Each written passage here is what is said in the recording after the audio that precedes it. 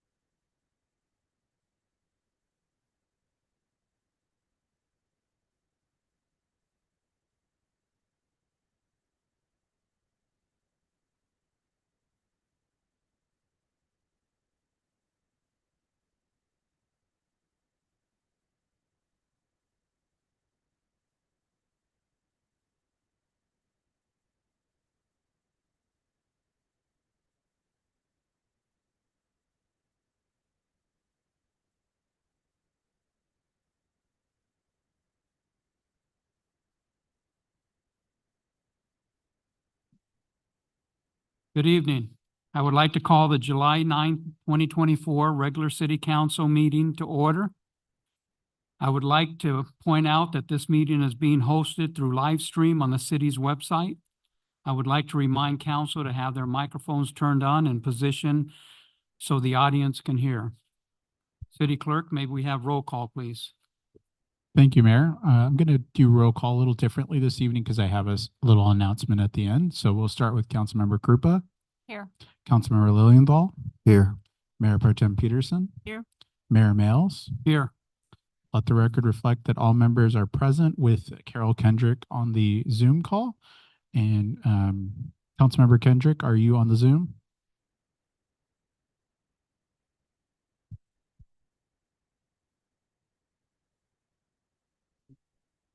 We'll give her just a few moments.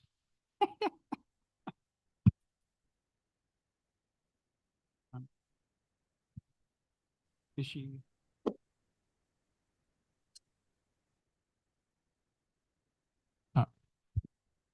Councilmember Kendrick, can you hear us?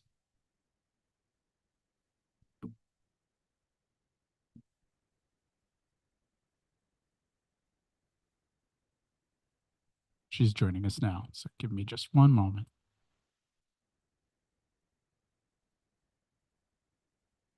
Councilmember Kendrick, can you hear us?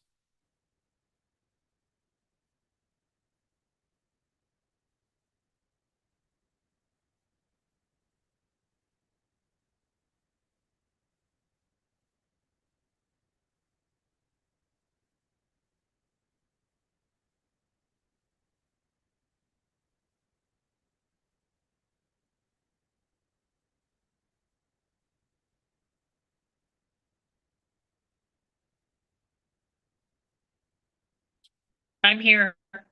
Okay, we have Councilmember Kendrick online, and I do have a second here. And Councilmember, I do know that it's probably challenging with the bandwidth that you have. However, under AB 2449, we're required to have video teleconference with you. Is that possible? Here I am.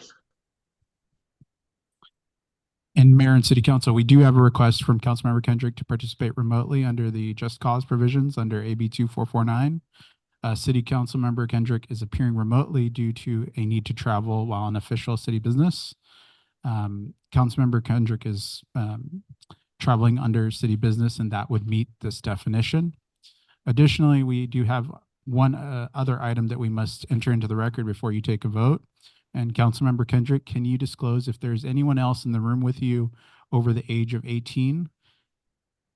There is nobody in the room. It's very, very small. Thank you. And with that, Mayor, we need a motion and a second to approve Councilmember Kendrick's request to participate remotely under the Just Cause provisions under AB 2449. Can we get a motion? So moved. Second. I have a motion by Councilmember Krupa, a second by Councilmember Lilienthal. Council, we're going to do a roll call. Councilmember Krupa, Yes. Councilmember Lilienthal, Yes. Mayor Pro Tem Peterson, Yes. Mayor Males. Yes. That motion passes 4-0 to approve the Just Cause provisions under AB 2449. Thank you, sir. We're going to move on to the invocation.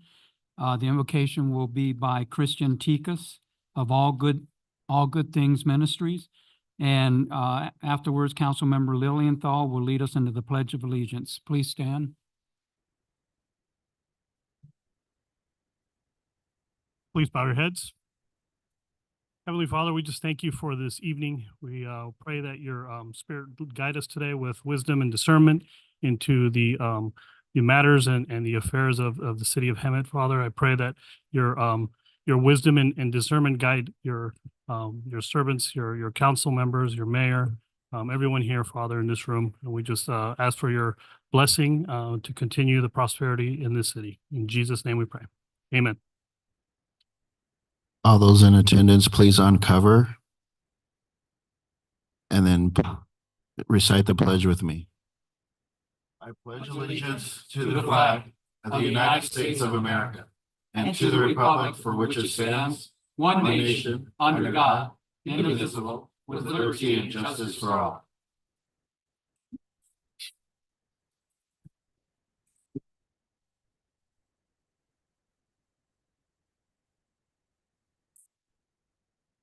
We'll move to the city attorney's report from closed session. City attorney, can we get a report, please? Yes, thank you, Mayor. For two items under 5A, the city council gave settlement direction by consensus. For the initiation, under 5B, the city council gave settlement or gave direction to initiate by consensus. That's the end of the report, Mayor. Thank you, sir. We will begin with public comments. And I have David. How do you pronounce that one? I'm not sure. Is it Hugo? Hugo, Hucto, Mike? Wago? Okay, whatever you say, sir.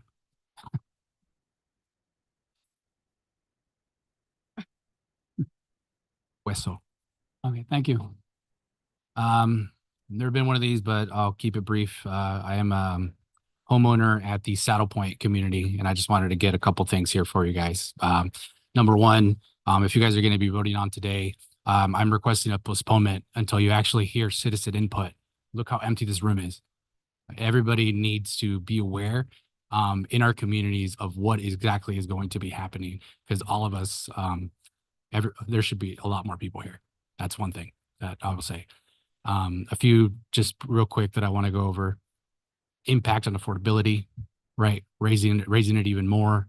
Economic burden on people. Do you really want people selling their homes, going elsewhere? Community impact overall.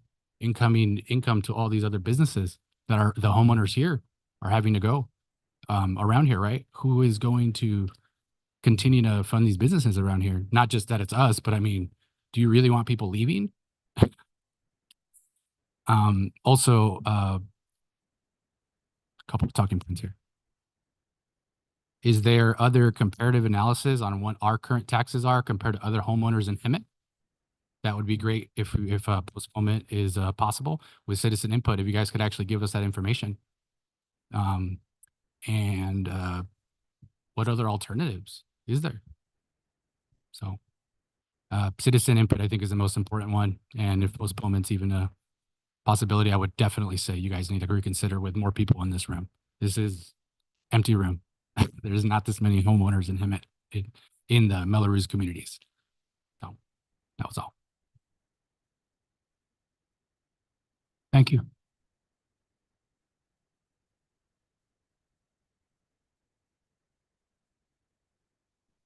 Ooh. Jen?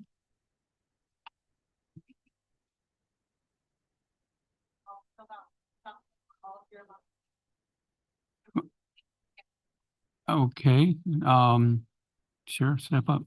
Can I get the names of the people that are speaking? Amber and Beth? That's it? Yeah.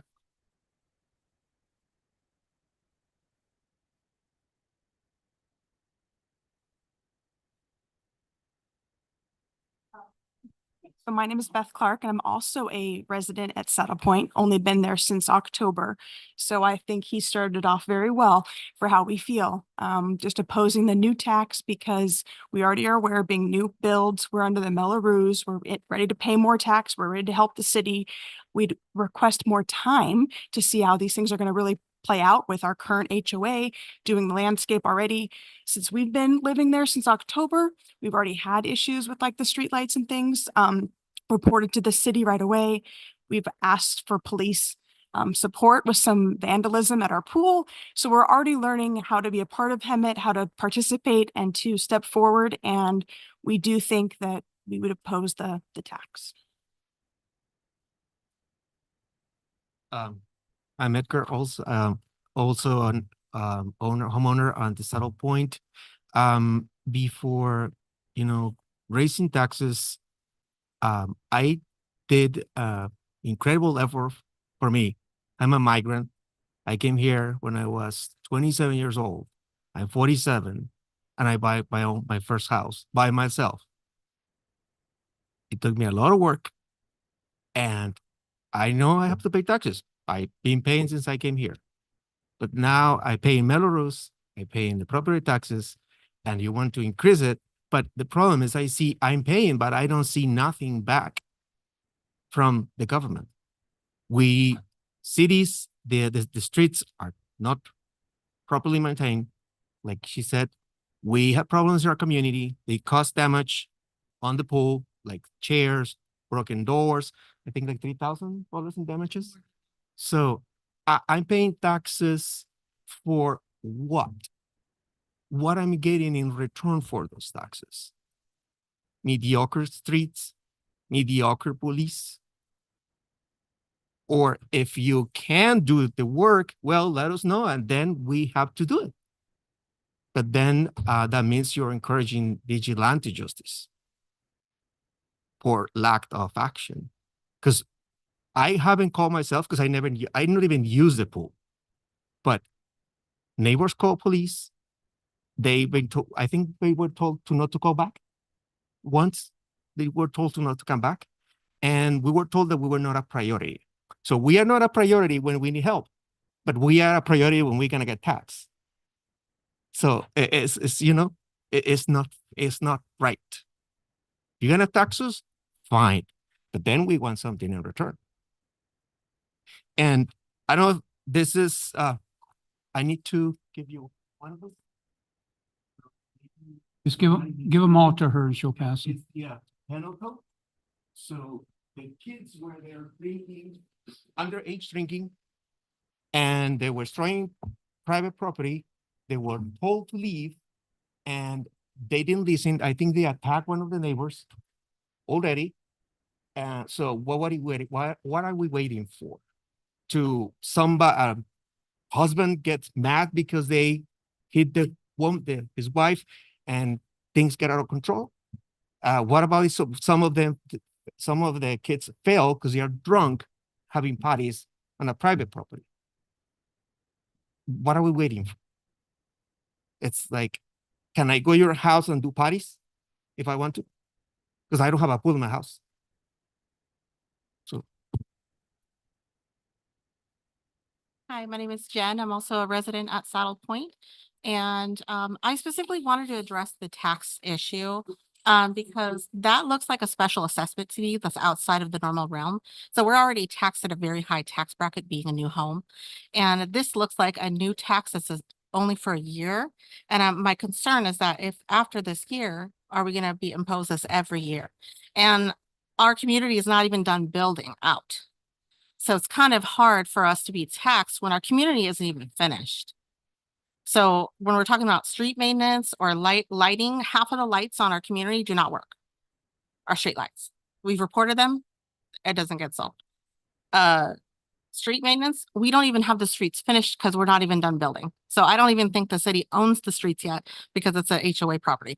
When we're talking about landscape, the HOA maintains the entire property inside and out. So I don't know what the taxes are for. If we're saying these are what it's for, but our HOA covers all them, I guess I just don't understand what the taxes are for and why they should be imposed. Maybe we can delay this a year and say, can we talk about this a year later? Once the community is finished, once the streets are built out, maybe the streets get turned over to the city.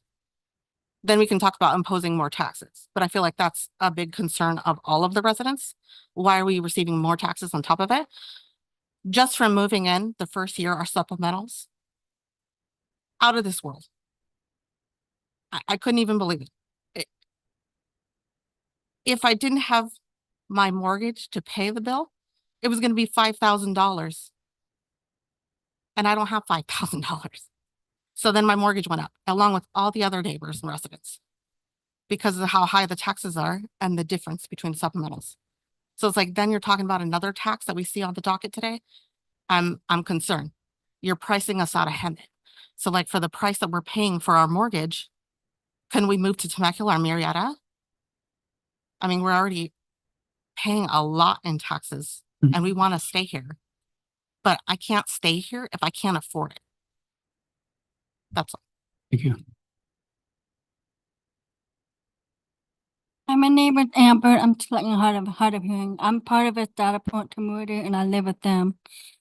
Just to bring up that, dealing with all the issues at the pool and trespassing and everything, but I just felt like we felt as a community that the police of Hemet PD is not really there for us because we were to pay taxes for them to come out and support us, but I feel like they haven't.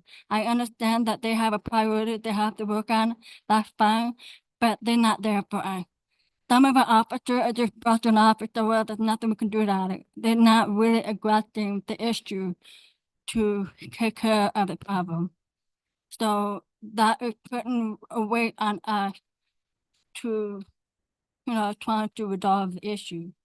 And it's just like, and also I've been trying to, Marco, the HOA manager, and I've been trying to bug Sergeant McGinnis, who is a neighborhood watch program.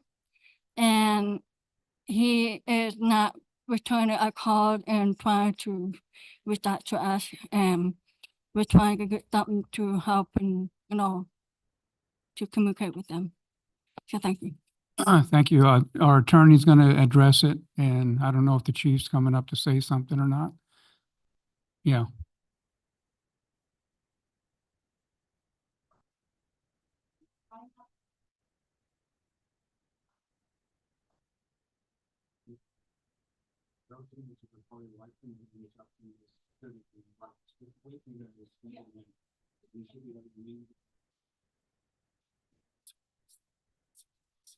Let's say what? Take a seat. So then I'll back up. Okay, afterwards. When the chief's last, So have them take a seat and you will talk to. then I'll talk from the dais. Okay.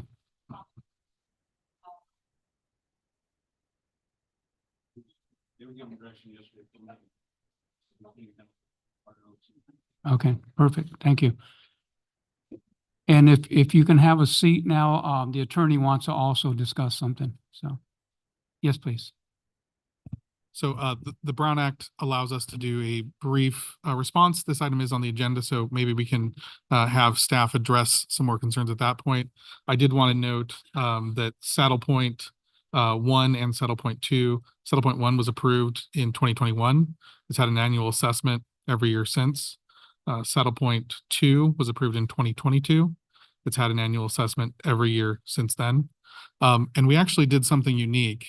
So there was a really good point that was made about the landscaping. You said the Property Owners Association handles the landscaping.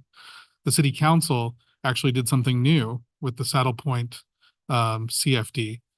We entered into what's called a dormancy agreement with the landowner at the time, which was Lennar Homes, where the Property Owners Association agreed to be responsible for maintaining certain improvements that would ordinarily be done by the CFD.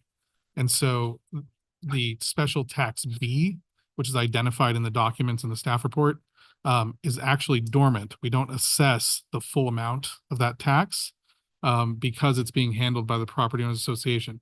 If for any reason your Property Owners Association fails to maintain those improvements, then the city has the ability to begin levying that special tax to make sure that those improvements get done. And this was an attempt to keep the property taxes low. Generally speaking, it was assumed that the Property Owners Association could maintain these improvements at a cheaper cost for the homeowners than the city could. But we had had problems in the past where we had entered into an agreement with an HOA to maintain it, and the HOA failed to maintain it, and there was no way to keep those improvements maintained. So this was actually a unique thing that the council did in order to try to keep those property taxes low. But I did want to point out that these things were levied. The elections were in 2021 and in 2022. It's going to be understood, but it was properly levied in 2021, 2022, and it will be an annual assessment every year. Is the anticipation. So I just wanted to put those brief comments in the record, and we can probably have a full discussion with staff if the council wants to pull the item from consent.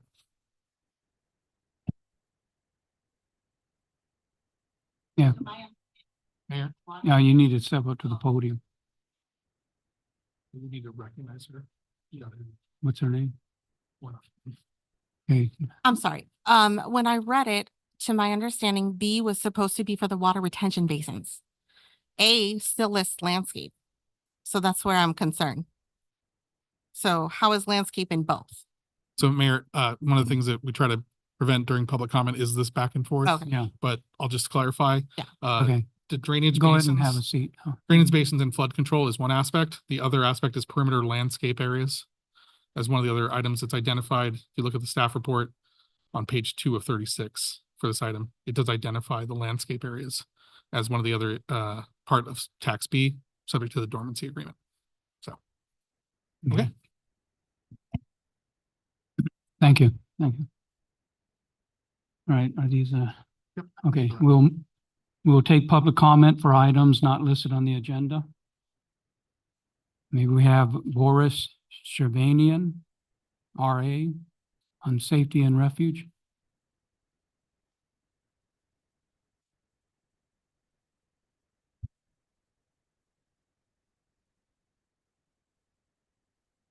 Good evening, Mayor and City Council members.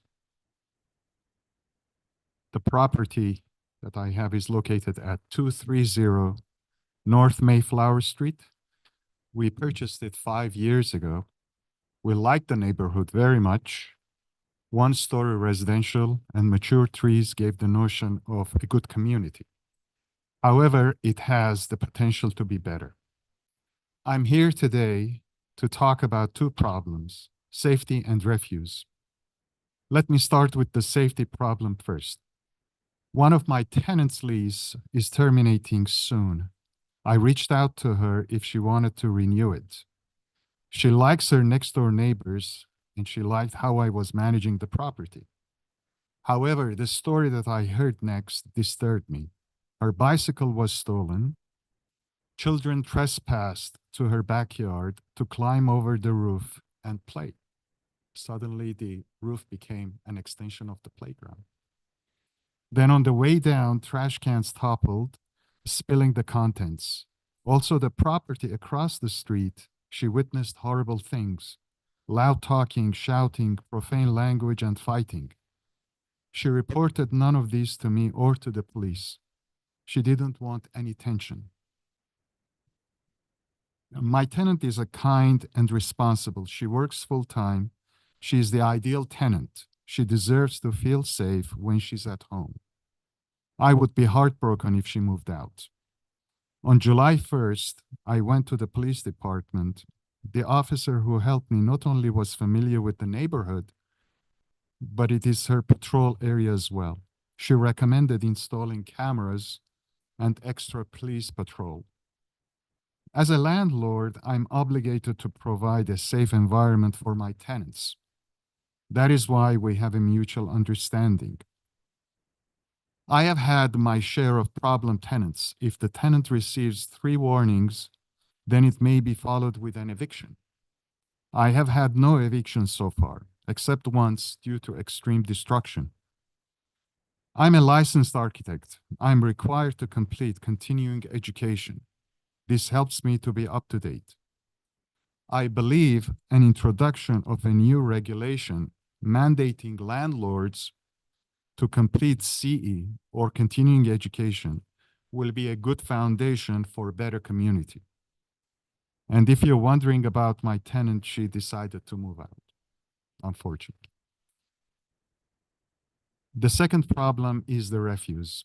For the past 5 years, our next door neighbor has had 2 large metal dumpsters for their tenants placed at the end of the driveway. One is the trash and the other recyclable. This is a shared driveway and the property line runs in the middle of it. The dumpsters are visible from Mayflower Street and Mayflower Place. We have no dumpsters, instead individual containers kept in the backyard. The issue is the view of the dumpster. Every 3 weeks or so, we see trash spilling over and illegal dumping of couches, furniture. Excuse me, sir. You've exceeded your time by 30 seconds already, so You can wrap it up. I'd appreciate it. Yes, I'll go fast. Furniture, car parts, water heater, fridge, stove, toilets, windows, mirrors, tables, and construction waste. This is ugly, smelly, dirty, scary, and unsafe for human occupancy. I have communicated with my neighbor and received no response. My proposal is to eliminate dumpsters and provide containers, and by doing so, only good things will come out. One, first, you have provided a clean and safe environment. Two, illegal dumping is eliminated. Three, parking spaces for Unit 4 becomes accessible for both buildings. Four, beautiful curb appeal. Five, protecting equity of the property. The solution is simple: dumpsters out, containers in. Thank you very much for the. Thank you, sir. Thank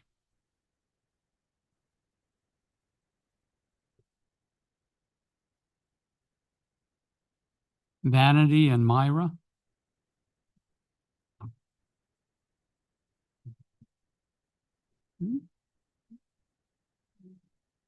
Hello.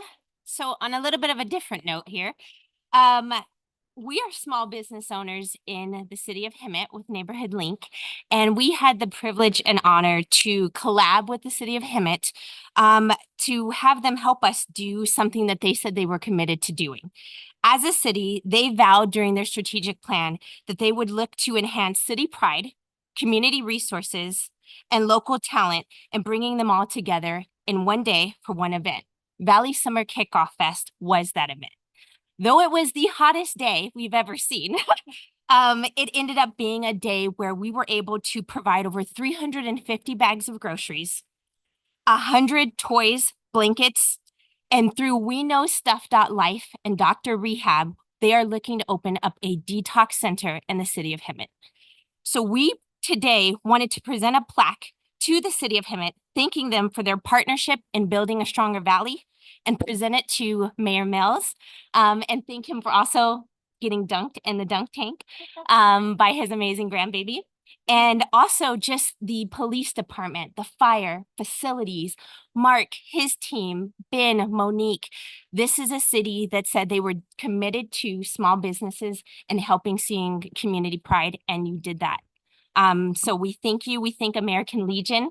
And Jackie, we're going to be presenting something to you guys as well. But just wanted to say thank you, because as small businesses, we are all about shopping local and keeping that presence within the city. And we appreciate the collab. We look forward to doing at night next year so that it's cooler. So we just wanted to present this. Thank you. I'm glad to see Myra. I thought we lost her that day. She had heat exhaustion. Oh. It was so hot that the plastic bag melted on us. But this just says thank you. Thank you for your partnership in building a stronger valley. Thank you.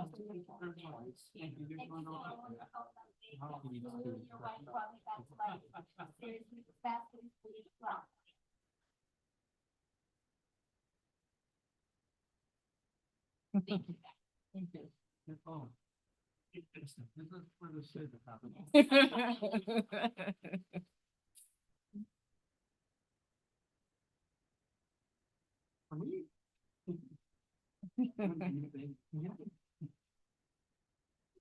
Okay. Mayor, we did have a second request to speak from Jen. She had initially spoke on the special tax for Saddle Point. Yeah. She put in another one for general.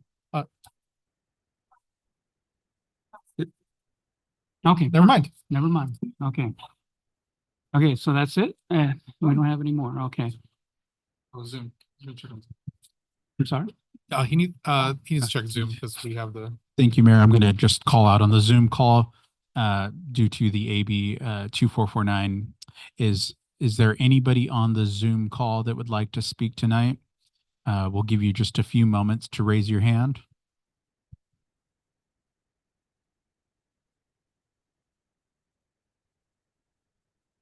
Seeing none, Mayor, there are no Zoom participants.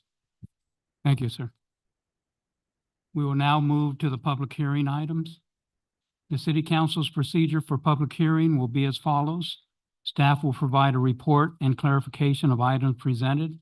The public hearing will be open for comments for those in favor of or in opposition to the item, followed by a rebuttal to any comments made. The public hearing will be closed and the city manager may respond to any questions raised by the public. The public will not have an opportunity to respond. Discussion will be brought back to the city council for direction or action. Can we get a report from staff item 15A, please?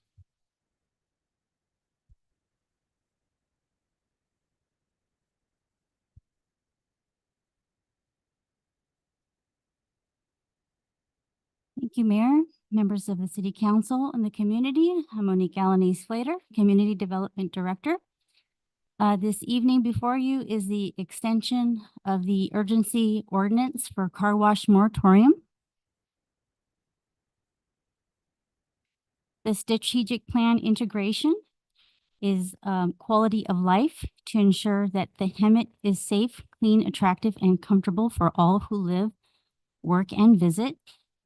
Economic opportunity to ensure that Hemet is a hub with access to quality jobs, shopping, and varied sustained tax base. Organizational effectiveness, evaluate existing practices to ensure continuity with industry best practices. On August 8, 2023, the City Council adopted Urgency Ordinance 2023-2018 and established a moratorium prohibition on new car washes or expansion of existing car washes, while the city studies a potential change to the zoning code to address the proliferation of car washes. The moratorium took effect immediately upon adoption. On September 12th, 2023, the ordinance was extended to a total term of 1 year to August 8th, 2024. 10 days prior to the expiration of the interim ordinance, the legislative body shall issue a written report describing measures taken to alleviate the condition that led to the adoption of the ordinance. And over the past 3 years, there have been a noticeable increase in the development of car wash facilities in the city. After further research, a total of 26 car wash facilities were identified within the city limits that are either existing, entitled for construction, or pending submittal. A majority of the car wash facilities are clustered along the Florida Avenue commercial corridor and key intersections of Sanderson Avenue and Stetson Avenue. Staff finds that there are more than a sufficient number of car washes available to service our community. As the city faces a future of certain growth, the continued allowance of added car washes would result in the loss of land that could be utilized for more desirable and sustainable uses, and overconcentration of a use that is associated with a low employment base, which is inconsistent with the goals of the city. As provided in the staff report, it is recommended that the council consider adoption of an ordinance to the Hemet Municipal Code to discontinue the allowance of new car wash full service or self-service in any commercial or manufacturing zoning district. The exceptions is that no new car wash facility would be permitted following the effective date of the ordinance, and that any car wash that was lawfully constructed or approved with a conditional use permit prior to the effective date of the ordinance shall be legal non-conforming. A valid previously approved car wash shall be allowed to submit amendments to the approved conditional use permit to modify the previously approved car wash, subject to the discretion of the Planning Commission. I'd also like to mention that there are 2 applications currently pre a moratorium that were submitted and are processing right now currently for an application involving commercial construction and car wash. In addition, the council may wish to direct the city manager to include all specific plans with the recommended zoning code amendment. There are currently 11 identified, 1 being an overlay zoning district. There are a total of 3 developments within a specific plan that have existing car washes built, and there are 2 specific plans that have pending applications for a car wash.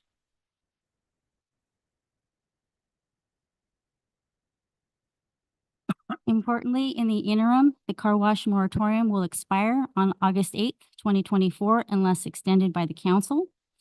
It is recommended that prior to consideration of the zoning code amendment, that the council first adopt the extension of the urgency ordinance to allow staff time to complete the proposed zoning code amendment. With that, it is respectfully requested that the council consider open the public hearing and take testimony, adopt the extension of the urgency ordinance, to waive full reading of the ordinance by title to introduce the city council amending various sections of chapter 90 of the Hemet Municipal Code, including Article 26 commercial zones and Article 30 manufacturing zones, to discontinue allowance of new car washes, full or self-service in any commercial manufacturing zoning district. In addition, should the council desire an alternative option, to also include specific plans in the zoning code update. This concludes my presentation. I'd be happy to answer any questions. Thank you for your presentation. Are there any comments from council on this item? Yeah. Can you go back to that slide that has the specific plans that are affected? Okay. And there are car washes called out in every one of these? Yes, the car wash is permitted, subject to a conditional Permitted, use. but not necessarily in it. Exactly. There are 3 specific plans that have existing built car washes. 2 of the specific plans have pending applications for a car wash. And the other remaining do not have car washes, but would permit a car wash subject to conditional use permit.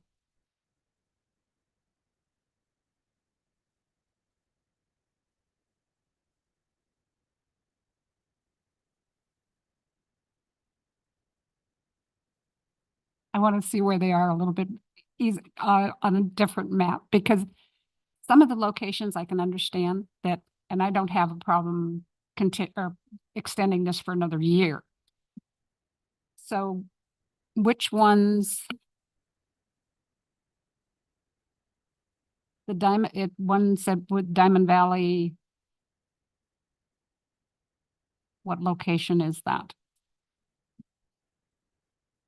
Yes, that is the Diamond Valley Gateway. Number 2 is off Domenegoni and Gibble. Okay. There's a vacant land at the northeast corner. Do they have anything designated at this time? Not at this time. They don't, no. Because some of these, by restricting all of them, I can see some areas that would really benefit in the future if it ever gets under construction. So how do you pick and choose?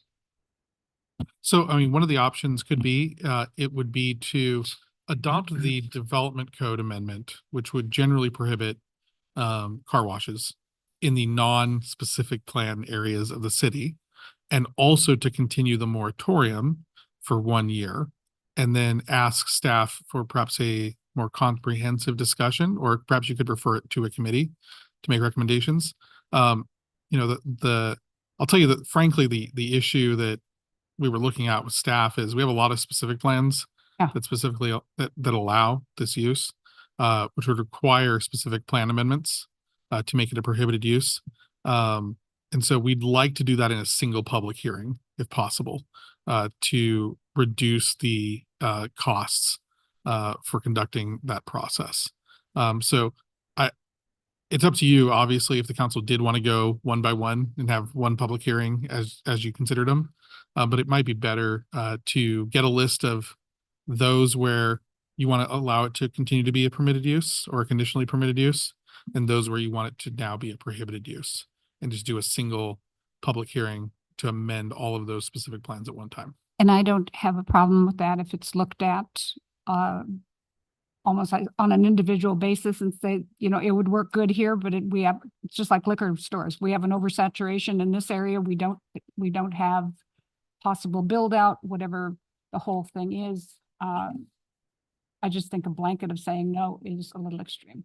And the city manager pointed out that you do have a wonderful planning commission. Yes, That we it- do. you know, the city council obviously has a lot on its plate. If you wanted to maintain the moratorium for 1 year, and also have the development code prohibition go into effect, and then refer the question to the planning commission of what specific plans would be appropriate to continue to allow this use to operate based on factors such as concentration within that area of the city. They could dive into that, get a look at where all the existing car washes are, look at where all the specific plans are. We now have it up, and then make a recommendation to the city council on, in the form of, I mean, because if they do a specific plan amendment, it comes as a recommendation from them. And, you know, hopefully they'd be able to do a lot of the legwork on that for you. I think that's an excellent idea. So first reading of the ordinance, extension of the moratorium, and referral of the specific plan amendment issue to the planning commission. When the time comes, I'll make that motion. I'll second it. Mayor, Public hearing first. I have a request from Councilmember Kendrick, who's experiencing some technical difficulties with the connection. She prepared questions for a number of items on tonight's agenda. This is one of those, and has requested that I read her questions. And I know our community development director assisted with preparations of some answers, but I think some of the answers to the questions will be helpful for this discussion as well. So the questions are, and comments, what would be the estimated cost to amend the 11 specific plans? And we'll address that. She writes, thank you for bringing this forward weeks in advance of the expiration.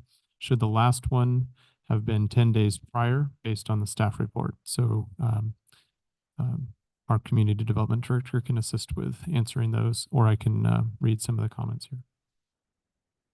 Yes, thank you. To amend the specific plan and the zoning code amendment, if we noticed it as one project or as one city initiated amendment, the cost would be ranging from for $500 to $1,000 for noticing. If we separated them and amended it, the specific plans, should the planning commission provide direction to initiate an amendment individually, that cost could increase significantly to perhaps $10,000 in noticing costs. The question about if we should have, I think the question I was not quite clear about, if we should have along the last action that was adopted by the council was an extension to allow for the 1 year time period in accordance with state law. We follow the provisions of state law. Now we are here presenting to the council with a report to the council or the legislative body a minimum of 10 days prior to the expiration, which we are in compliance.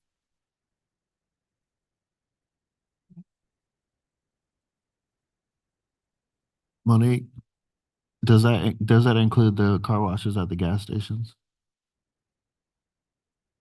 Yes, so it would include the construction of any new car wash, even including a gas station. If there was a previously approved gas station that's already entitled or one that has already been constructed, there's also 2 that are in application now. Those would not apply, or those would be exempt from this prohibition.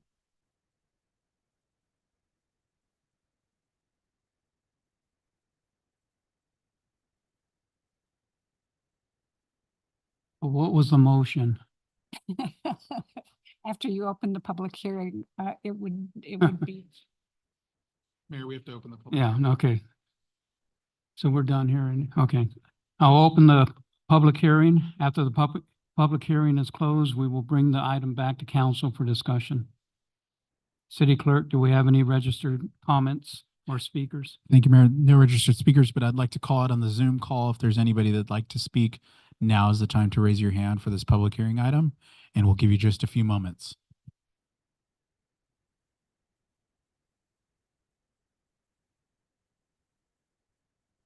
Seeing none, Mayor, there's no public comment. Okay, with that, I will close the public hearing. My motion would be to adopt the extension of the urgency ordinance for the moratorium of the establishment of the expansion of car washes to August 8 of 2025, waive full reading and read by title only, and refer it to the Planning Commission. Refer the matter to the Planning Commission. Refer the matter to the Planning Commission. I'll second it. Council, please cast your votes. I have a motion by Councilmember Krupa, a second by Mayor Pro Tem Peterson. That motion passes 4-0. Is Councilmember Kendrick still on the line? Councilmember Kendrick, City Manager, before he gave her comments, she departed from the call. She was having disconnection or connection issues. We did note the time that she lost connection. We tried to get her back on, but it appears that the connection where she is not stable. Next, we will move to the receive and file reports. Are there any questions regarding the City of Hemet warrant registers and budget adjustment? If not, we will receive and file the items. Anyone? No.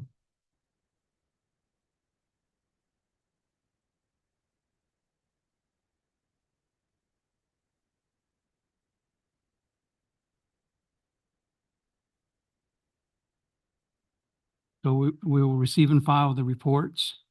Next, we'll move to the consent calendar. All consent calendar items will be acted upon simultaneously unless requested by an individual council member for separate consideration. Are there any members of the council or staff that would like to pull any consent items for separate consideration? Mayor, Yes, sir. I did want to note for the Mayor Pro Tem Peterson that she does have a declared conflict on item 17D. That's the Heartland CFD because she is a resident of that district. D or B? D is in Delta. If it is not pulled, she doesn't have to leave the dais. Okay. And Mayor, I have received comments from Councilmember Kendrick on about 7 different items. Happy to summarize those for you or identify each one and you can consider taking those off of consent. And have, so would you like me to summarize or, okay. 17I, question about changing engineers, and the answer really is it was previously work prepared by HR Green. 17J, question about the fee, and that was a fee set by Riverside County EMS in their contract with AMR. 17K, question about should the resolution be 2024? Yes, and our clerk's office will be adding that resolution, correcting it. 17L, question about can the changes be shown in red line? We were unable to do that on the salary schedule. On 17M, a couple questions. The breakdown for costs for the labor negotiations and other services. Those have been emailed to her and the full council. Did we expend our budget and now we are asking for an increase to cover costs? Yes. Have we been tracking the invoices and why did we go over the budget? And the short answer is we were making an estimate through the end of June when we previously prepared the staff report and we received some late invoices. The 24-25 costs should be lower due to the conclusion of the labor negotiations, and that's accurate. It will be. 17Q, why were the attachments not provided? And this is the same question for 17V and 17W, and these were red lines, late breaking tentative agreements and ratification efforts, resulting in red line MOUs that we do have now that have been distributed.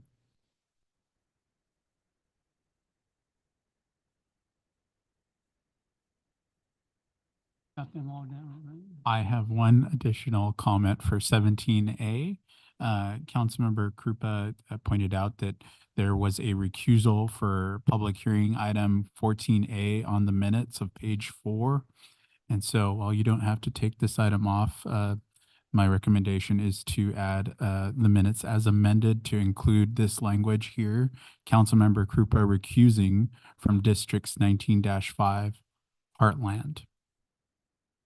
And that memo is distributed to the Not council. Heartland. Not No, Heartland? It's just District 19, which is the old downtown section. District 19. Thank you. I do have a question on 17I, a very quick one. Actually, it's more of a comment for engineering. And that would be, I assume we will do this, but you know what they do about assumptions. Is that to make sure that the street is wide enough to have right turn and left turn pockets, and that they are in all 4 directions at that intersection, because I can see people ignoring or not understanding that a red light means a red light. And if we can put in that left turn, that how do they do that when you can continue making a right-hand turn when other traffic is going straight? That, I mean, there's so many improvements in traffic control devices, and I'm sure you will include all of them in this, but just want to make sure, because that intersection has been so bad for so long. And Jackie, thank you for keep pushing it, because it really has to get done and in our lifetime. Yes, there is left turn lanes or left turn pockets for each direction.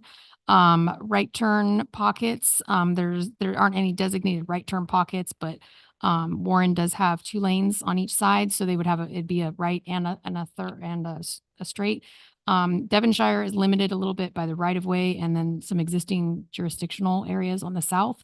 So those won't have an actual designated right turn lane, but there will be designated left turn pockets on all. Fantastic. And what is the time frame on this? Like 3 months from now? We're currently in design and getting this agreement going with the county. So hopefully pretty quickly. Very good. Thank you so much. Absolutely. Anything? You good? You good? Okay. I'm sorry? Motion? Okay, so we need to approve the rest first, right? Okay. So can I have a motion to approve the items and remaining or remaining items in a second, please? So it's that it's No items were pulled. But nothing has been pulled yet. You did receive comments. If you'd like to pull any item, you can. I thought we pulled them already. A, J, I, L, M. Those were items that were commented on. But Just they've comment. not Okay, been that's pulled. it. Yeah. Okay. I'll make a motion to approve the consent calendar. I'll second. Council, please cast your votes. I have a motion by Mayor Pro Tem Peterson, second by Councilmember Lilienthal, to approve the consent calendar with item 17A as amended. That motion passes 4-0. Excuse me. And the Mayor Pro Tem Peterson's recusal noted for item 17D. Good, thank you.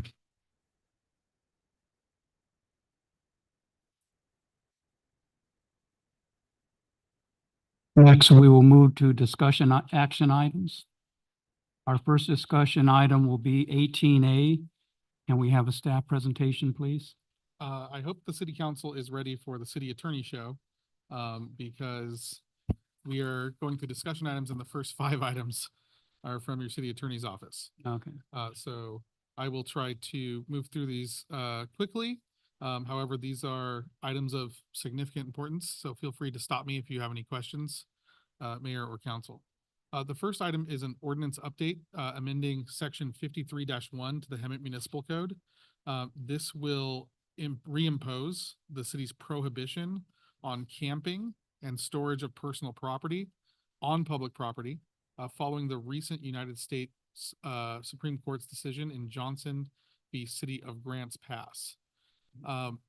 Historically, cities have enjoyed the authority to prohibit camping which includes sleeping, lying down, putting personal property on public property such as on city parks, sidewalks, flood control channels.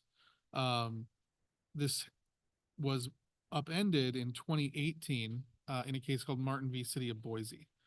In that case, the Ninth Circuit Court of Appeal held that it violated the Eighth Amendment's prohibition on cruel and unusual punishment to prohibit lying down or sleeping on public property when a jurisdiction such as the city has insufficient shelter beds for all for the individual who is sleeping on or who is camping on public property.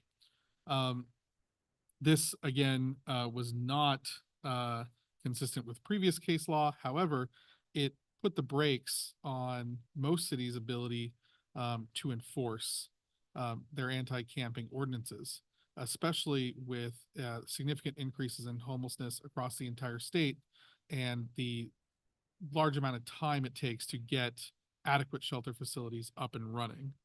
The city council in Hemet addressed this issue by engaging with CityNet. We've had previous discussions at previous city council meetings about the origin of the CityNet contract and the use of the hotel voucher program to ensure that the city had adequate beds available for any person who desired it as a way to ensure continued enforcement of the city's anti-camping ordinance. However, following the town of or the city of Grant Pass decision, it's our recommendation that we amend the ordinance to reinstate the unqualified prohibition on camping on public property, no longer requiring that our law enforcement personnel verify that there is an actual shelter bed available for that person and that that person is refusing to go to it. It is our recommendation that we continue the comprehensive homelessness outreach program. It is not a crime to be homeless. This is not the creation of an anti-homeless ordinance. Homelessness is not a status that we criminalize.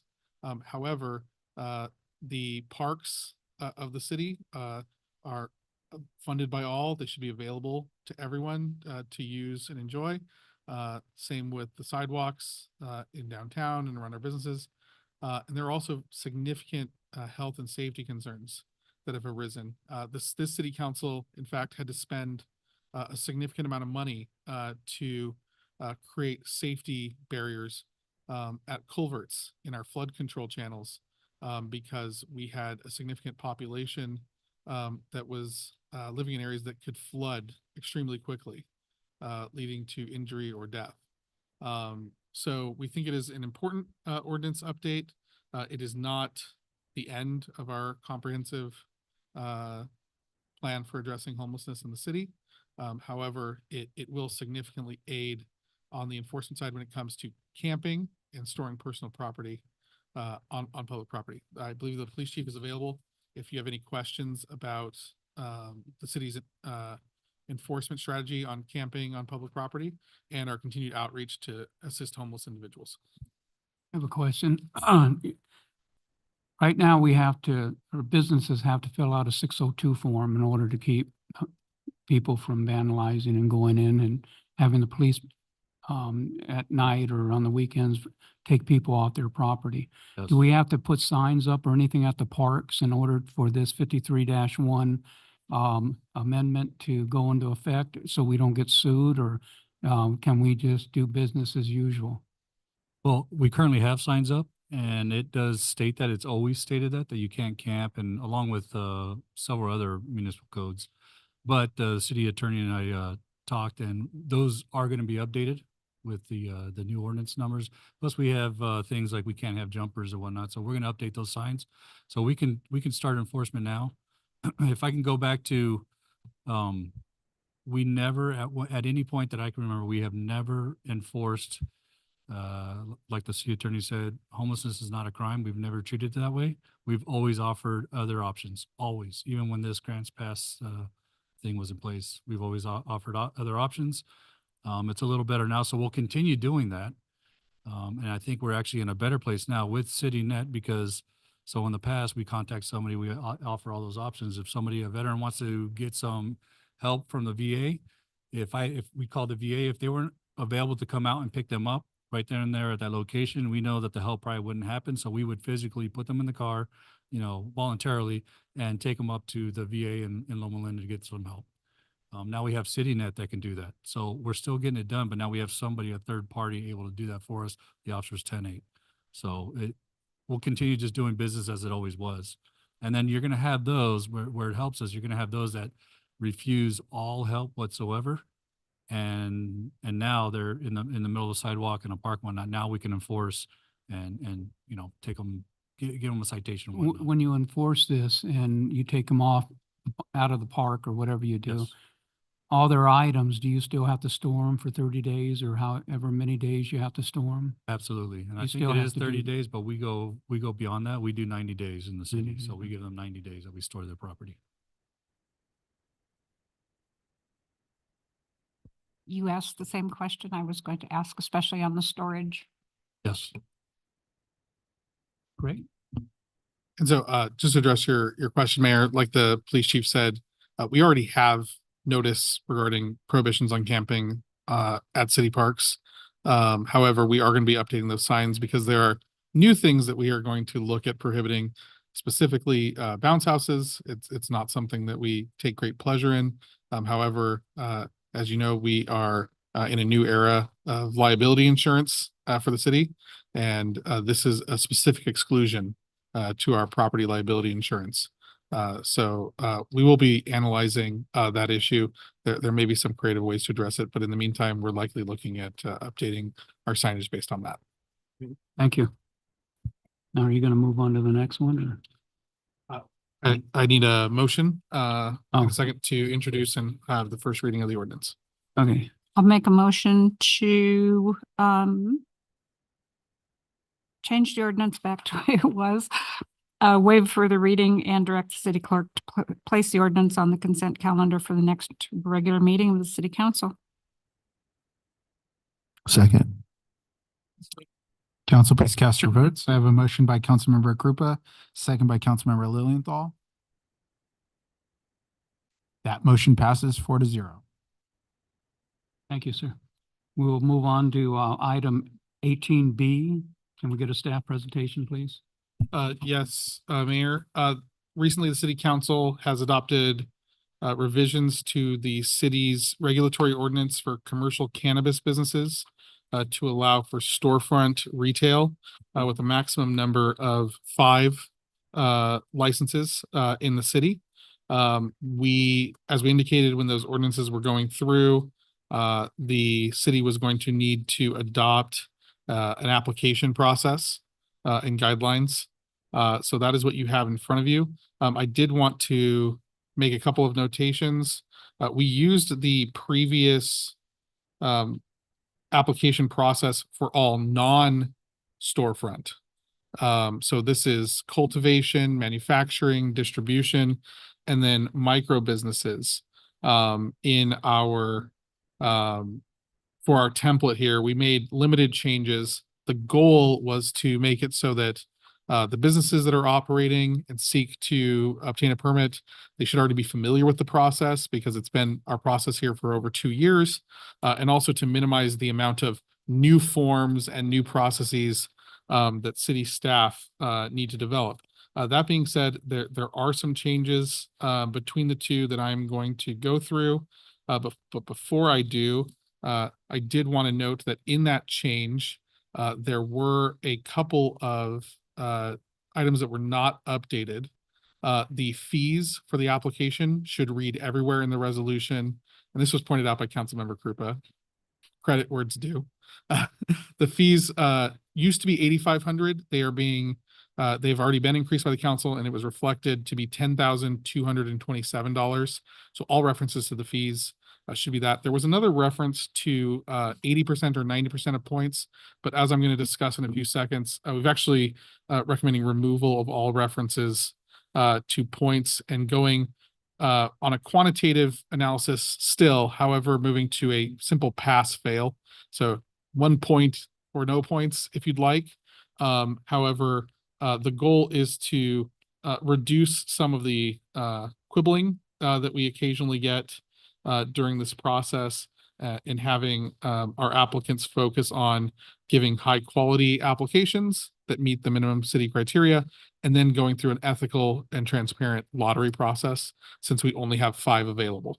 So moving to the review criteria, the major differences that you will see between the version that you have in front of you and the previous version for the non-storefront is on page 2 of the review criteria. There is a reference to the maximum number limited to 5, as well as the locational restrictions that are outlined in 18-525.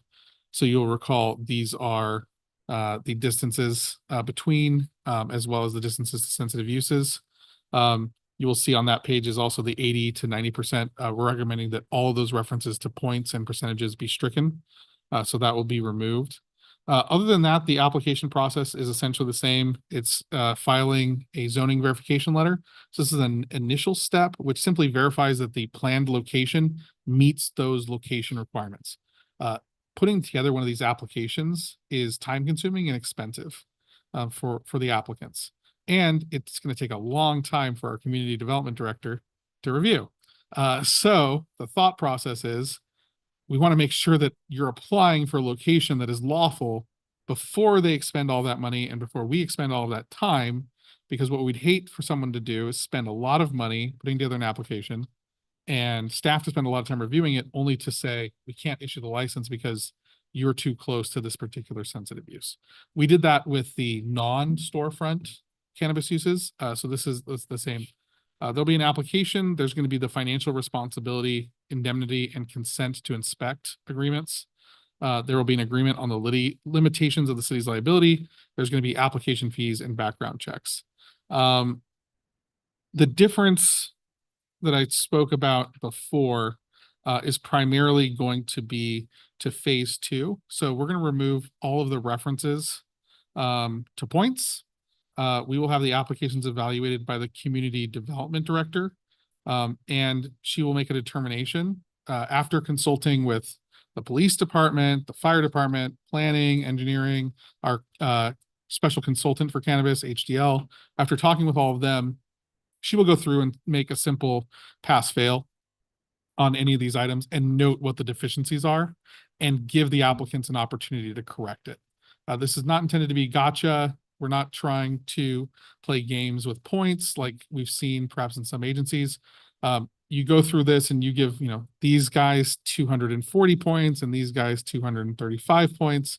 And all of a sudden you have an appeal on your hands about how many points you should have given. We would just want to see solid applications. And I think that having minimum criteria that are spelled out in the resolution and going up pass-fail is the best way to go. So that's a change from what you actually have in front of you, removing all the points and moving to a pass-fail. I can read the exact language of the proposed amendments if you'd like. Just want to give you the chance. And then finally, unlike the non-storefronts, which then move to a final city manager level review, here, because we have only 5 licenses, for the other ones, there's no limit. As long as they're in the right zone, they meet all the requirements, they can operate. Here, we only have 5 licenses available. There are a couple of different options, frankly, for how to do this. You can go through the initial check by the community development director and then move to a higher level review by the city manager under our ordinance. However, our recommendation is that you move to a lottery system. If the applicants have already met the minimum requirements, they already have the business plan, they have the ownership, they're in a good location, they have good neighborhood compatibility, they have good community benefits. At that point, you take all the qualified ones and you randomly assign it. There's a couple of reasons why this is being recommended. One, it's less likely to lead to appeals and litigation. This already, as it's stated, is going to be a significant amount of staff work. I recently went through a similar process in another jurisdiction last year. The community development director there, I think, clocked a total of 230 hours on this process alone over the course of about 3 months. So we're not overly burdened with a huge amount of staff here in Hemet. And the goal here is, economic development. And so our recommendation is to be efficient where we can. It leads to less litigation because there's less accusations of unfairness on the scoring. Some cities will award it based on whoever got the highest number of points, and the second highest number of points, and the third highest number of points. That leads to a strong incentive to appeal other people's applications and then litigate and say, I didn't get the right amount of points. So we're recommending against that. It's also very transparent. And the last thing is that because we have the spacing requirements between the locations, you may get 2 applicants who are both qualified, but who are within the distance of each other that where one of them can't operate. So if you do a lottery and you pull them one at a time, whoever gets pulled first, they now exist. And now there's an exclusion zone around them. So even if you pull someone else next, if they're in that zone, under the rules that we would operate the lottery in, that would just be a way of clearing up that potential issue for conflict. Because if you have 2 that are both qualified, but they're within the distance of each other that the council said you can't be, which one do you pick? So random chance seems to be the most fair way to do it. So that's our recommendation. If the council would like to have further discussion on that process, make changes, happy to do it. But this was staff's recommendation. If you did approve this, it would be as amended. Like I said, removal of the references to points, correction of the fee typos, and some additional changes to phase 2 that I discussed. Thank you, council. Questions? Yes. So you're going lottery with the assumption there's going to be more than 5 applications during an open period of time or forever?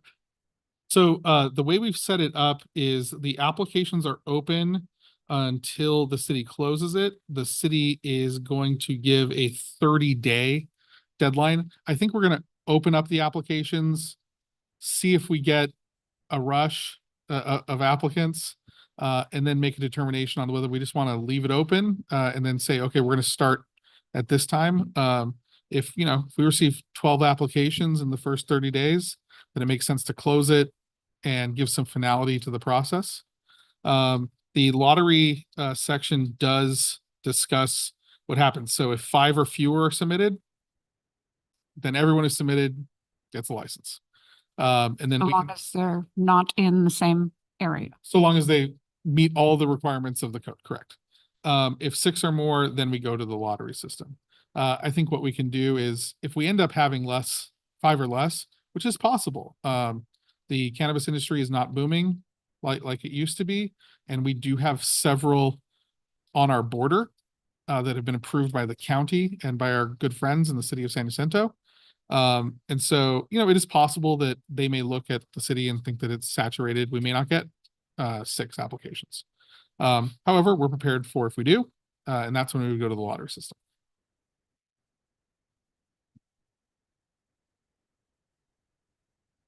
Good. Right. Thank you for your presentation. No more comments from the council. Can I get a motion and a second, please? Okay. I will. I'll make a motion. Which one are we on? Here we go. Adopt a resolution of the City Council, City of Hemet, establishing review criteria as amended verbally by the city attorney for storefront cannabis businesses and adopt an increase in the cannabis permit application fees based on the consumer price index. Second. Second. Council, please cast your votes. I have a motion by Councilmember Krupa, second by Councilmember Lilienthal. That motion passes 4-0 to approve staff recommendation as amended. We will, thank you, sir. We will move to item 18C. Can we get a presentation, please? Yes, Mayor. As promised, the city attorney show continues. 18C is a ordinance to prohibit spectators at illegal motor speed contests, exhibitions of speeds, and sideshows. So exhibitions of speed, and the police chief or a member of the police department may be better equipped to define what an exhibition of speed is. I thought it meant speeding. It does not. It can mean anything from, I think, doing donuts to peeling out. But the vehicle code already addresses that side of it. What it does not address are the spectators. And the spectators are typically much easier to catch because they're not in fast automobiles. They're spectating. But also they tend to be the draw for this kind of activity. And so a lot of cities have been implementing these prohibitions ever since the city of San Diego received a Court of Appeal opinion that it was not preempted by state law. So our recommendation is to implement this and to give our police department another tool in their tool belt if we encounter these types of activities. And maybe the police chief can talk about issues that the city may have had in the past and how this might assist. I know we have issues. It's mostly on the weekends. They'll congregate in the parking lots and whatnot. But it's taking place in the bigger cities, Moreno Valley and whatnot, but they're starting, a lot of them come from our city and headed out that way, but they have come down this way. And the sheriff's department does have a team that specifically targets those issues. And so they've given us call in the past and let us know, hey, we've got this group coming to your city. So we've had to get officers on the border of the city and try to intercept it and whatnot. But this is just another tool, like the city attorney said, that we can utilize. And we want to get ahead of it before it does get out of control.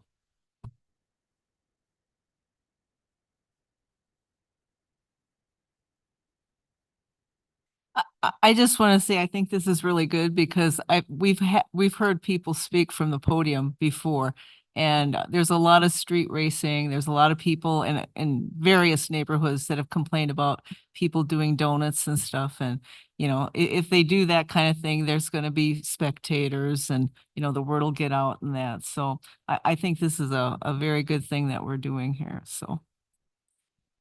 Will it include private property? Because so what I'm thinking is on Palm Street, there's a place called Forest Rivers, and sometimes you'll hear people doing donuts and on their property. I should. So if we're looking at the ordinance, it includes definitions of illegal motor vehicle speed contests, as well as sideshows, and there is no specific requirement that these be occurring on public roads or prohibiting our ability to enforce this on private property. It's going to be a case-by-case analysis, though, that'll be up to the citing officer. But I can tell you that I have observed citations for these that have like takeovers of large parking lots. That has occurred before. So I think it would be perfect. Absolutely. It's like I said, the grocery store here, in and out. I'm sure you guys have seen the cars congregating and whatnot. So if they start doing donuts and whatnot, they can't do that. So yes, it would include those as well, same as Forest River. Okay, thank you for your presentation. Are there any, okay, can I get a motion and a second, please? Make a motion to waive full reading and introduce by title only an ordinance of the City Council of the City of Hemet, and then direct the city clerk to place the ordinance on the consent calendar for the next regular meeting. I'll second it. Council, please cast your votes. I have a motion by Councilmember Lilienthal, a second by Mayor Pro Tem Peterson. That motion passes 4-0. Thank you. We'll move to item 18D. Can we have a staff presentation, please? Yes, Mayor. So this is an urgency ordinance that will be adopting a moratorium on the establishment of new substance abuse treatment facilities or related uses or activities, while city staff has an opportunity to review appropriate zoning and potential performance standards or regulatory standards. there's, I think, no doubt that substance abuse treatment facilities are needed in every community in this country and in the state, including in the city of Hemet. However, there have been some recent applications in other neighboring jurisdictions where these facilities have been claiming to be permitted uses as medical facilities, which means they have the ability to open and operate by right. And there's no additional conditions of approval or regulations that address some specific challenges that we may be concerned about with a large operation opening in the city.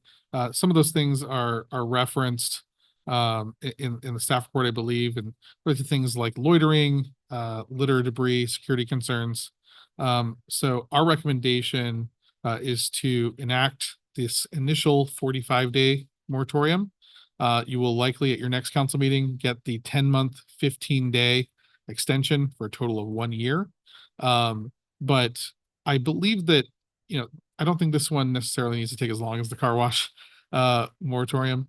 I think what we need to look at, what are appropriate zones, have that conversation with the planning commission. I think some reasonable regulations about operations, again, focusing on things like queuing or loitering and trash and debris that may be dropped outside, just to make sure that they're being good neighbors to the other businesses that they're planning on operating next to.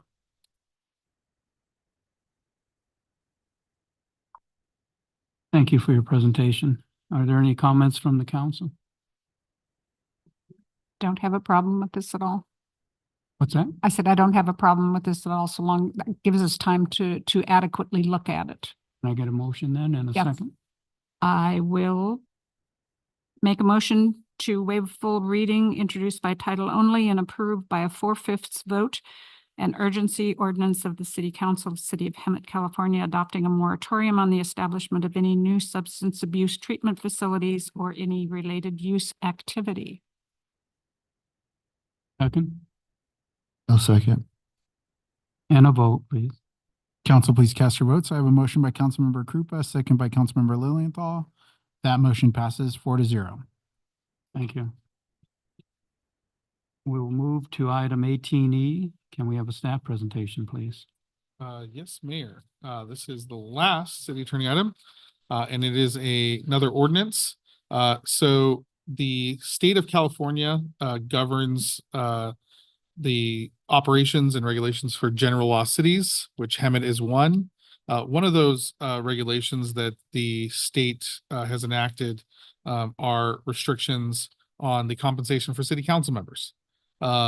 Those regulations have not been reviewed or substantively addressed longer than I've been alive. So it has not generally kept up with the expectations and duties of your office. So keeping that in mind, the legislature approved Senate Bill 329 and the governor approved it on June 29th, 2023. This will allow the city council for the first time in a long time to bring its compensation up to where it was back in the 80s when it was initially established.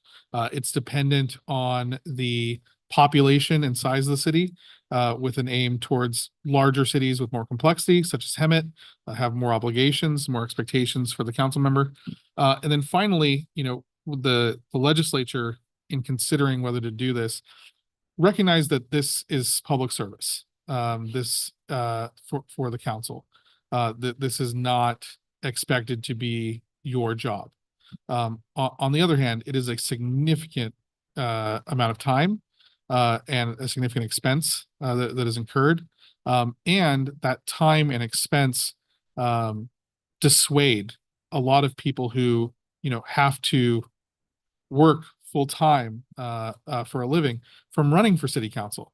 I know some on the council are retired or engaged in a lot of other civic activities, but I know that some also, have full-time jobs. And I think that, the legislature, when they were reviewing this, realized that there's really a disincentive to a lot of people to put in the amount of time and effort that this body does. So by addressing that issue, the hope is to get greater citizen participation. You are not voting for yourself. This does not go into effect immediately. This will go into effect after the next municipal election.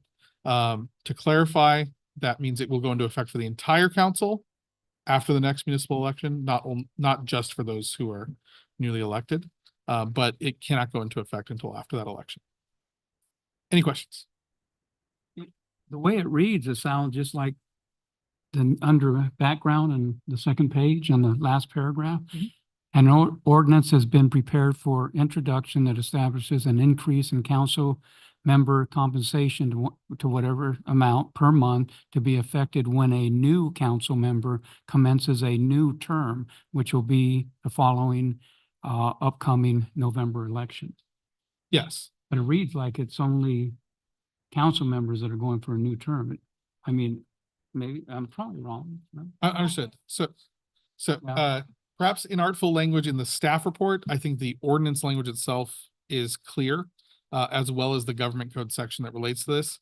The ordinance says, the amendment to council member salary shall be effective when at least one member of the city council commences a new term on or after the effective date of the ordinance. Okay. So perhaps in artful drafting in the staff report, but I got the ordinance right.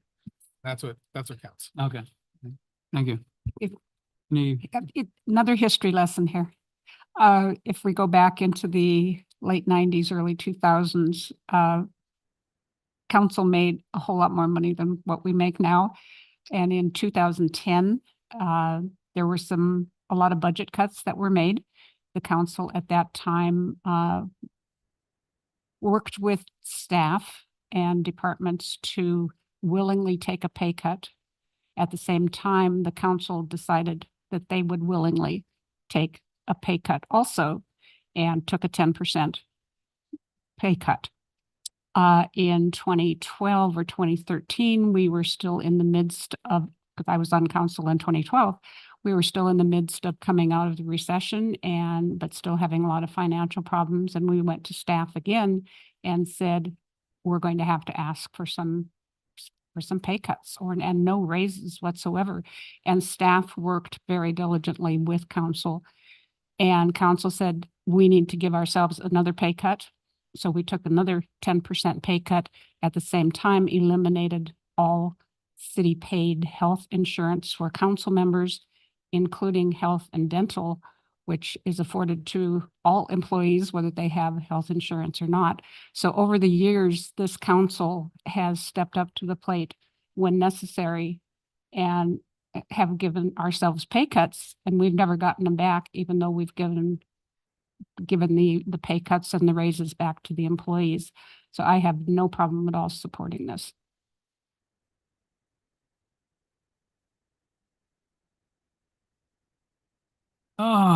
Thank you for your presentation. Can I get a motion and a second?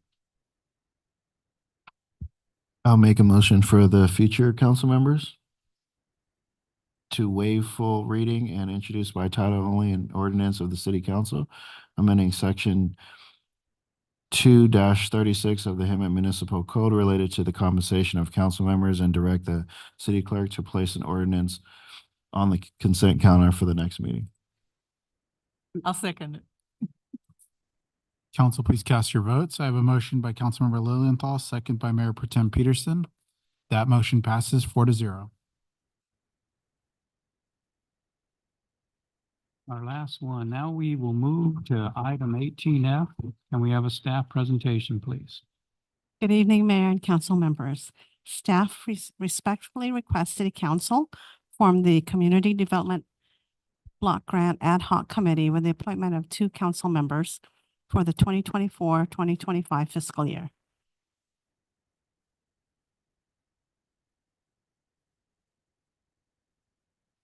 Oh, so we gotta assign 2 Yeah. new people. That's it. Okay. That's So do I sign right now? Yeah.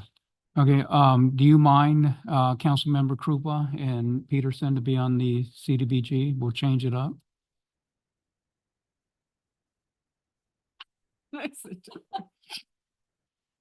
Okay. Okay, okay, so Councilmember. Oh, okay, yeah, you're right, huh? Can I get a motion in a second, please? You Oh, make the motion. I make the motion to, is it a nomination or choose Councilmember Linda Krupa and Councilmember Jackie Peterson for the CDBG CDBG Ad hoc Committee. Thank you. Second. Council, please cast your votes. I have a motion by Mayor Mills, second by Councilmember Lowenthal. That motion passes 4-0. All right. We are on to staff reports. Okay. 4 weeks to make. I'm not going back that far. Oh, my gosh. Okay. Actually, turn myself on. Cal Cities was last night, but I'm going to let Jackie report on that. RCTC is tomorrow. At our last meeting, we did approve the budget for the upcoming year. And tomorrow, one of the agenda items is a recommendation by the ad hoc projects and funding ad hoc committee that I am a member of to postpone or not put a proposed ordinance on the ballot in November for additional funding for Measure A funds going forward. RTA again passed budget for the new year. At their RT Now meeting, we had a presentation on smart highways, and that is a pilot program that is happening right now in the process of construction going through Temecula. It goes from 79 South, which is the Temecula Parkway, up past Winchester Road, and will include the new French Valley Parkway. And it's a system that works extremely well in Australia. And most of our comments were people in Australia do not drive like people in Southern California. They obey rules. Southern California drivers do not necessarily do that, but it's a system of avoiding backup on city streets going through Temecula, and also to basically program the number of cars that will come through at a steady rate of speed instead of the total stop and go and then total stop. So it is, like I said, a pilot program. When construction is done in probably another year and a half, it will be a 2-year pilot program to see if it actually works. And if it does, then of course we will go for more funding to expand where those things do take place. Is that the one where they're going to sync up all the lights on the streets with the lights would you get on the freeway? Yeah, it's really an interesting program. We had first heard about this probably 6 or 7 years ago at RCTC annual retreat, and a gentleman from Australia came over and said this works, in his wonderful accented voice, how it works in Australia. And they have 100-mile stretches. Of course, there's nothing in those 100-mile stretches except kangaroos. So, but through their major cities, it was working really, really well. Denver, Colorado has a trial program going, and one of the cities up north is going to be doing a trial program. So we'll see how it works. This is a very small scale. The other areas is a larger scale of really having traffic flow through an entire larger metropolitan area. Temecula is a few miles, so we will see. We will absolutely see. Let's see. That's all for the regular meetings. A lot of the ad hocs and ribbon cuttings going on. Actually, one of our car washes, which was an old car wash that was refurbished, Shine City on the south side of Florida between Gilbert and, it's around Gilbert. Really, they've done a great job. Jackie and I were there for that ribbon cutting, and they have really made a lot of improvements to the car wash and added the vacuums and all sorts of good stuff. Went to the groundbreaking of EMWD's treatment facility along with the mayor, and it was hot, but everybody went outside and shoveled dirt which was really kind of cool. A lot of things going on. I will say also, I have now served my jury duty for this year. Went in and out in 3 hours, got excused for the whole year, which I was really awesome. And this morning we had our Caltrans ad hoc committee meeting. Got a lot of questions answered and direction on working on different issues. The semi-good news is that they think that Florida Avenue will be done by the summer of 2025. Don't hold your breath, but that's what they said. Also, we talked to them about various methods of traffic control going on our north-south streets that cross Florida that do not have arrow turns. And they gave NOAA the information and instructions on how to proceed, getting information and what the city would actually have to do to move forward on that and look at a financial feasibility study and traffic studies. So that's a good step in the right direction. And for those of you wondering about the 4 or 5 inch pinkish colored lines that are going down Florida Avenue in a helter-skelter system, I've just been telling everybody it's fiber optic cable to synchronize the traffic signals. It's not fiber optic, but it is for the traffic signals, synchronization and a few other things dealing with technology. And that's about it that I have. You can talk about ad hoc, arts and culture if you want to. Okay. I'd have to pull that. So okay, so for community services on League of Cities, they wanted you guys to know that they were a co-sponsor for AB 2081, Substance Abuse Recovery and Treatment Programs. And then that one requires operators of licensed recovery homes to disclose their compliance statuses. And then they also, Cal Cities also sponsored AB 2574, which expands reporting requirements for licensed recovery home operators to enhance oversight over sober living homes.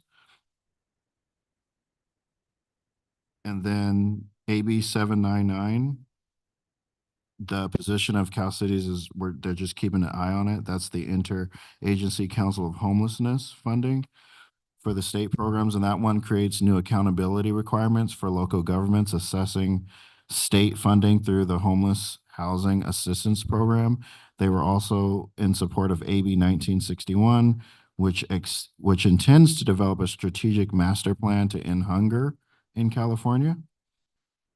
AB 2207, they were in support of that, and that one adds representatives from organizations that serve or advocate for older adults to numerous state boards and commissions. And then they were in support of AB 2410. That is, it's a meal program for senior citizens. AB 2498 is the California Housing Security Act. They were in support of that. They were also in support of SB 37 for older adults and adults with disabilities, Housing Stability Act. They were in support of that. That administers a housing subsidy program for older adults and adults with disabilities experiencing homelessness or at risk of homelessness. Then SB 1361, they were also in support of that. That one's the California Environmental, the CEQA exemption for local agencies contract for providing services for people experiencing homelessness. They talked about the budget shortfall for 2024 to 2025 fiscal year. They said is approximately 44.9 billion. After accounting for the early action package, the remaining budget problem is about 27.6 billion. The May revision maintains the governor's budget withdrawal of approximately 12.2 billion from the budget stabilization account. And the withdrawal is spread over 2 fiscal years, utilizing 3.3 billion in 2024 to 2025 and 8.9 billion from 2025 to 2026. And there was reductions and fund shifts.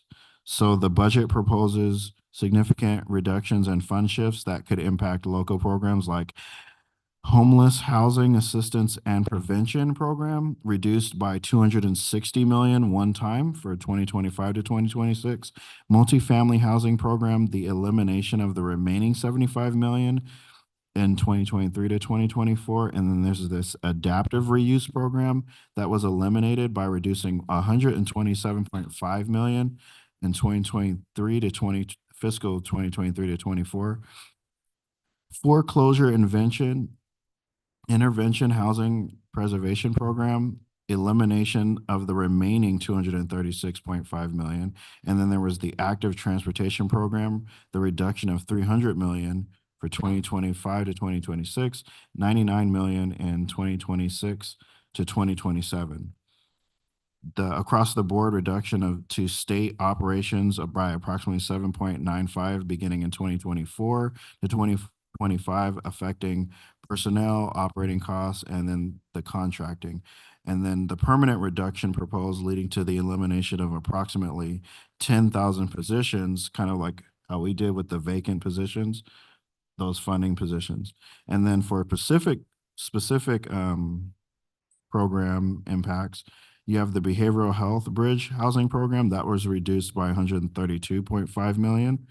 CalWorks mental health and substance abuse services reduction 126.6, and that's ongoing. And then the California Food Assistance Program delayed for 2 years with an automation beginning in 2026 to 2027, and benefits from 2027 to 2028. And then your in-home supportive services, or IHSS, reduction by eliminating the IHSS undocumented expansion coverage for all ages, saving 94.7 million in ongoing.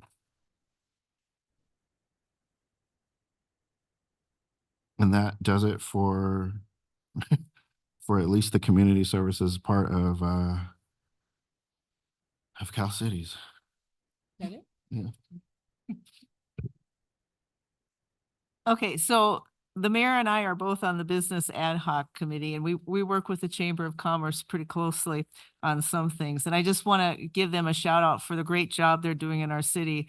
And we have a super Chamber of Commerce, I think. And they're working with all the businesses, and along with the Shine City ribbon cutting, we have a brand new remodeling store that is going to be fantastic. It's called Floor to Ceiling Remodeling and Stone, and it's on Florida. And we were in there for the ribbon cutting, and it wasn't even completely finished yet, but they're going to have a lot of great products for remodeling for the people in our valley. And I think it's going to be a great asset. They also had a great chamber mixer at Saboba over at the Maze Stone restaurant this last month, and it was a huge turnout. It was a wonderful group of people, and just everybody networking, and the businesses and the nonprofits are really starting to work together in this valley. And that was one of the things that I wanted to see when I got on council. And I think everybody's doing a great job out there now. So, and another shout out to the city of San Jacinto, who hosted us in they call it the Independence Day Parade, because it was on June 29th. So we had a good time riding in that. And thank you to the fire department who drove Miss Carol Kendrick and myself. And the police department had you too, right? So, and you, yeah. So thank you, everybody. And Supervisor Gutierrez that same evening had, it was a 5th district event. And when I first heard about this, I thought it was just for our valley.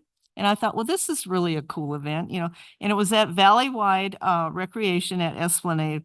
And it was called the Summer Bash. And it was a wonderful event. And they had like an 80s band, a real band that was popular back in the 80s, kind of a punk rock band kind of thing. There were like booths, and they had jumpers, they had a rock climbing thing, and they had giveaways, and Supervisor Gutierrez is taking good care of us down here, and I really appreciate him a lot. So Yesterday, several of us were at the police department swearing in ceremony. There were 8 policemen that were promoted yesterday, so congratulations to all of them. And it was really a nice ceremony. It's always fun to see the families, and sometimes a couple kids will come up and pin their dad and stuff. And it's a nice little event, and it was very nice. So Linda mentioned the Cal Cities Division meeting. That was last evening over at Tuckwit Golf Course in the Beaumont area. And we had the pleasure of listening to Chad Bianco for the second time within a month. He's such a dynamic speaker. I loved listening to him. And there's a bill that's coming out that they want to reverse the low crime limit. Right now it's $950, and it's, up until $950, it's a misdemeanor. We want to repeal that this year because it just has not worked. And there'll be a lot more coming out on that. And he really wants everybody to vote for that. It's going to be very important. They've tried to get out there the vote on that to reverse it a couple different times. And this is going to be the last time that they're going to put a lot of money into this, and they really need everybody's vote. And you need to read the measure very carefully when it comes out, because he's warning everybody. It's going to have a misleading title, and it's going to have misleading information on it. So you really need to read and listen carefully when this comes out. And you'll be hearing a lot about it in the next couple months. So Ramona Bowl, they have 3 new board members now that they welcomed at the last meeting. The parking lot is getting some upgrades, which we know they well need. Helen Hunt Jackson is who wrote the book, and the play is based off of her story and everything. And Linda, is that GoFundMe page active now, July 1st? Okay. There's like a little walk of fame in Palm Springs. There's stars for different area people. So we're trying to get Helen Hunt Jackson's star there. So what the Ramona Bowl is doing is starting a GoFundMe page. So we can, because it costs money. How much does it cost? 15,000. Yeah, it costs money to put that star there. So be looking for that if you want to contribute to it. It's one of the gems that we have in our valley, and it would be great to see that to fruition. There's a lot of concerts going on this summer.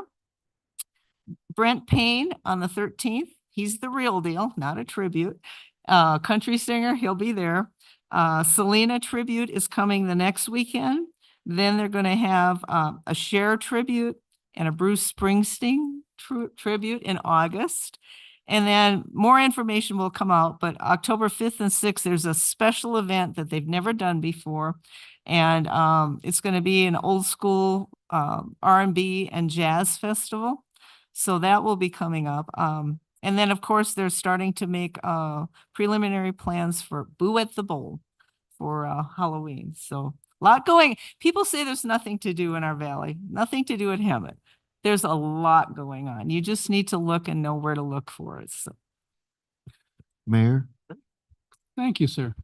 Mayor, I wanted to let you guys know that since Councilmember Krupa and I have been sitting on the ad hoc committee for arts and culture, Veronica submitted a grant application on June 14th. The grant request was $352,000 for an art contest for mastodons, and so we called it the March of the Mastodons. And so we submitted for that. We'll hear in October if we're going to, what do you say, prophesy that we will get this money so we can bring arts and culture, because we've had a lot of constituents talking about there's not a lot of arts and culture in our valley. Okay, well, thank you. Now, since everyone's mentioned everything I was going to say, let's see. But I have some good things. I think Kathy's going to love me on this one. Not this particular one, but one of the ones. The California Department of Housing and Community Development has officially approved the City of Hemet 6-cycle housing element for 2021-2029, which is good. So that's great. Also, we had Willy Wonka playing at the Mary Henley. Movies in the Park at Mary Henley. And the last Friday of every month, from June to August, we're gonna have movies at Mary Henley. So we had a pretty good crowd there. So it's good that bring your families out there. It was a beautiful evening, wasn't too hot, it was nice. And what we're having this coming month on the 26th will be Elemental. Never heard of it, but it's a cartoon and it would be good for your kids. Also, dive into a summer of reading with the Hemet Public Library. The Hemet Public Library has announced the launch of this year's Summer Reading Challenge hosted on the innovative Beanstack platform. Whether you're a seasoned reader or looking to kickstart your reading habit, this challenge is for you. You see Kathy over there, the one that's giving me the heart motion here, and that's something you can look at. Now, I'm pulling this from our bi-monthly updates on our website. City manager has every 2 weeks, he updates this feature here for all the activities that have happened during the 2 weeks. And it's about the best thing we've had to keep everyone up to date on what's going on. And I also participated in the EMWD groundbreaking treatment facility in San Jacinto. And I think you weren't there. You were there. Councilmember Krupa was there. And that was something good for our city, our valley, actually. And what else do we have? Don't forget about our business roundtable on the 11th, this Thursday at 5:30. Begins at 4. Oh, it starts at 4? If you listen to me, you'll get there late. So at 4 o'clock, and it's going to be good. And we're going to have a lot of businesses out there. And if you're interested in what's going on in Hemet, be at that round table. It's going to be at the city library on the second floor. Huh? Simpson. Darn, don't listen to what I'm saying. Simpson Center. Pulled a fast one on me, didn't you? No. So it'll be at the Simpson Center. I believe it's going to be at the library. We did change the venue. It was planned for the Simpson Center, but we're going to have a reception upstairs. Stay out of my conversation. No, I was kidding. So it is at the library then. So I was right. But if you want to get information, real information on the updates, go to the City of Hemet, go to the website, in the search area, type in updates, and it'll give you all the updates for the last 2 weeks. And now we'll move on to our city manager. I know I think it's still funny too. Thank you, Mayor. Malcolm, then the other one. I just removed 3 of my 4 updates during your presentation. But I did want to share with you that today we released a new video promoting our Hemet beautification contest. So this is really before and after on ways people can use that new company downtown with renovation and updates to their property. But this is a beautification program and contest for both residents and commercial businesses. And this video, it's about 90 seconds long. We've received 347 plays as of now in the first, 8 hours of the video. Hoping people share it and comment on it.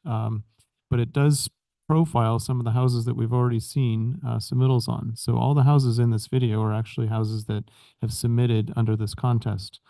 So it's really exciting, and I think it does a nice job of further explaining the contest. And you can find out more information about this at hemetca.gov. Thank you.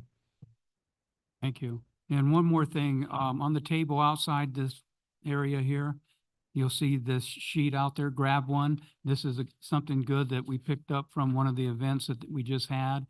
It's a homeless services and resources, and it's not only for homeless, it's for seniors, it's for veterans. It gives you all kinds of information, all kinds of numbers here you can call, and carry this with you at all times, and it'll help you. If you see someone that needs help, you can just call the number, and actually there's also the 211 number and an 800 number you can call. So grab one on your way out, please.